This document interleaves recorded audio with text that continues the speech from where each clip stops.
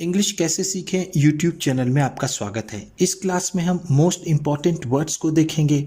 Most important words की मैंने इसके पहले भी वीडियोस बनाई है जिसे लोगों ने काफ़ी पसंद किया है और उसी के क्रम में मैं एक और वीडियो लेकर के आया हूं, क्योंकि बिना इन शब्दों को सही से जाने हम इंग्लिश ना ही बोल पाएंगे और ना ही समझ पाएंगे।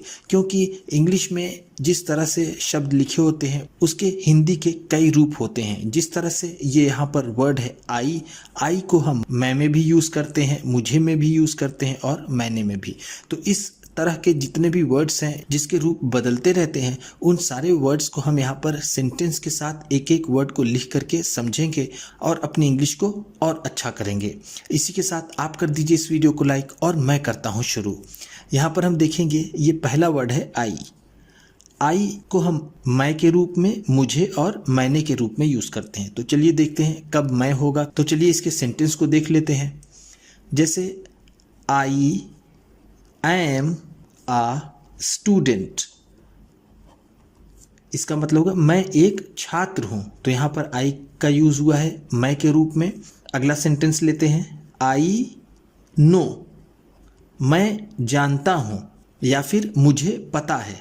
ठीक है, आई नो को हम कह सकते हैं मुझे पता है, जिसे हम कहते हैं मैं जानता हूं। और इसी तरह अगला वर्ड देखते हैं जो मैंने के रूप में आएगा, आई सॉ, मैंने देखा। सॉ का मतलब होता है देखा, तो इसका मतलब हो जाएगा मैंने देखा। तो इस तरह से हमने देखा कि मैं आई एम ए स्टूडेंट, मैं एक छात्र हूं। आई नो मुझे पता है या फिर मैं जानता हूँ। आई सॉ मैंने देखा। आई के हमने तीनों रूपों को देखा, क्योंकि इंग्लिश में ट्रांसलेट करते वक्त हमें कन्फ्यूजन हो जाता है कि बिल्कुल सही मीनिंग उसकी कैसे निकलेगी। तो देखते हैं अगला वर्ड यू। ये है यू का मतलब होता है तुम या फिर आप। ज़्यादातर इन्हीं दो शब्दों का हम यूज़ करते हैं। जैसे you are a good boy, तुम एक अच्छे लड़के हो। गुड बॉय का मतलब होता है अच्छा लड़का, आर का मतलब हो, तुम एक अच्छे लड़के हो। अगर आप में यूज़ करना है, हु आर यू, आप कौन हैं, तो हम यहाँ इसे कह सकते हैं आप कौन हैं। तो हम देख रहे हैं कि इंग्लिश के वर्ड हिंदी में किस तरह अपने रूप को बदलते हैं, उसको हम यहाँ पर देख रहे हैं। वीडियो अच्छी लग रही होगी तो लाइक करते चलिएगा। अगला देखते हैं ही का मतलब होता है वह या फिर उसने। ही और शी में ज़्यादा फर्क नहीं होता है, सिर्फ जेंडर का ही फर्क होता है। ही का यूज़ हम मेल के लिए करते हैं, किसी आदमी के लिए, बच्चे के लिए, लड़के के लिए, और शी का यूज़ हम करते हैं किसी फीमेल के लिए, यानी किसी महिला के लिए, बच्ची के लिए या फिर लड़की के लिए। तो देखते हैं ही को, ही गोज़ टू मार्केट, वह बाजार जाता है। ही का मतलब यहाँ पर क्या हुआ, वह। गोज़ का मतलब होता है जाता है, टू मार्केट बाजार, वह बाजार जाता है। तो हमने देखा यहाँ पर ही का मतलब आया वह। इसी तरह देखते हैं उसने की मीनिंग कहाँ निकलती है। ही सेड, उसने कहा। वह कहा अगर हम कहेंगे तो वो ज़्यादा अच्छा नहीं लगेगा, उसने कहा ज़्यादा समझ में आ रहा है, वो ज़्यादा अच्छा लग रहा है। तो ही का मतलब यहाँ पर निकला उसने से। ही सेड, उसने कहा, उसने कहा। इसी तरह हम शी को भी यूज़ कर सकते हैं। शी गोज़ टू मार्केट, वह बाजार जाती है, और शी सेड, उसने कहा। इसे हम शी कहते हैं। ध्यान दीजिएगा इसका प्रोनाउंसिएशन इंपॉर्टेंट है। इसे हम शी कहते हैं, सी नहीं कहते। सी कहना गलत होता है। दो तरह के सी होते हैं, एक होता है SEEC, सी का मतलब होता है देखना, क्या होता है देखना, और एक होता है SEA, सी का मतलब होता है समुद्र, और ये होता है शी। अगला वर्ड लेते हैं वी। वी का अर्थ हम निकालते हैं हमसे या फिर हम लोग या फिर हमने। हमें भी हम कहते हैं, लेकिन ज़्यादातर हम इन 3 तरह के शब्दों का यूज़ करते हैं। अब इसके सेंटेंस को देख लेते हैं। We read books. हम किताबें पढ़ते हैं। वी का मतलब हो गया हम, रीड का मतलब पढ़ते हैं, बुक्स का मतलब किताबें। अब हम लोग को देख लेते हैं। We believe. हम लोग विश्वास करते हैं। ठीक है, वी का मतलब यहाँ पर हो सकता है हम लोग, बिलीव का मतलब होता है विश्वास करना। विश्वास करना, हम विश्वास करते हैं। हमने का रूप देख लेते हैं। We did.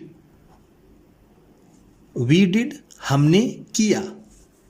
यहाँ पर देखिए वी का मतलब आ रहा है हमने से, तो इसे हम कहेंगे हमने किया। डिड का मतलब होता है किया और वी का मतलब हमने। अगला वर्ड देखते हैं दे। बहुत से हमारे भाई वी और दे में कंफ्यूज हो जाते हैं। वी का मतलब होता है हम लोग और दे का मतलब मैं आपको बताता हूँ। इसको हम ले सकते हैं उन्हें,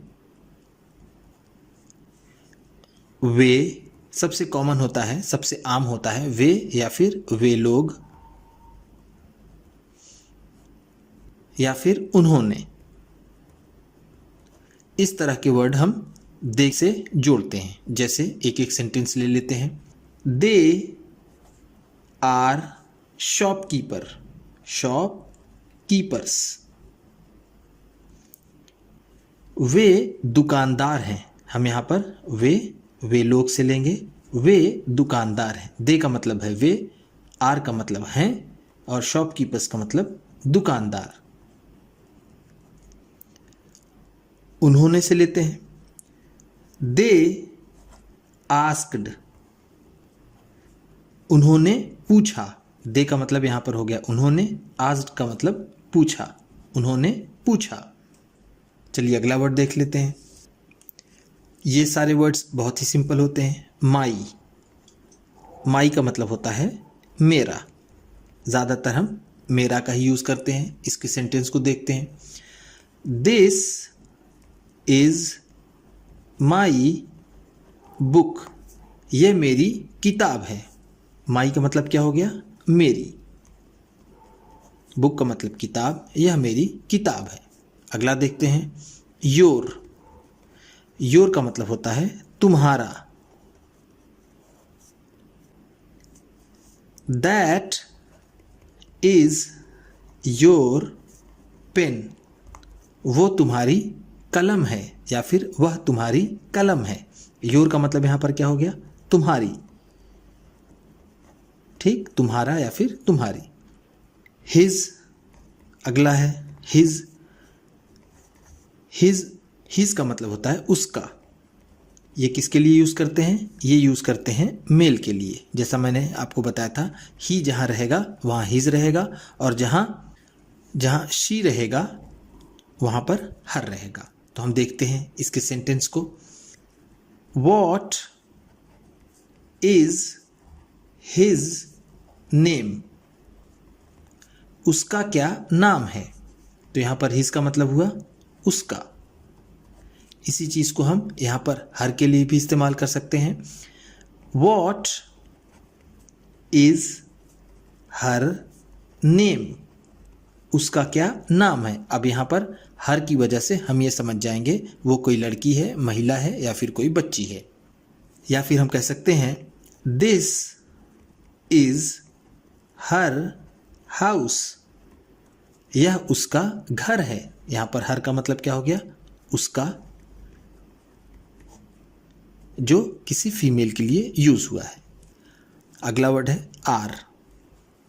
इसे बहुत से भाई हमारे आवर बोलते हैं, वो ज़्यादा सही नहीं होता है। आर इसका सही उच्चारण होता है। आर का मतलब होता है हमारा।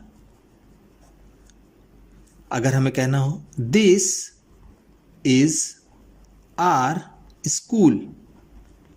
यह हमारा स्कूल है। आर का मतलब क्या हुआ? हमारा।